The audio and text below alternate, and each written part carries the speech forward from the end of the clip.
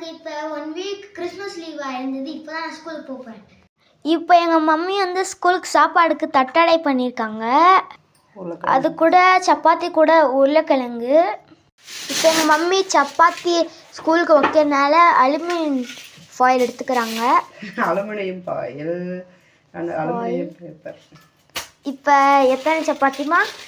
1 2 3 4 சப்பாத்தி இப்போ எங்கள் மம்மி வச்சுருக்காங்க. எனக்கு ஸ்கூல்ஸ் போதும், கொஞ்சமே போதும்.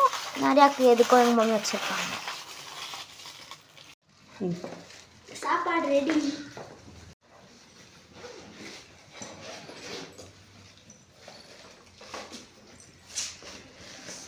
ஸ்கூலுக்கு தண்ணி வாட்டர் போட்டால்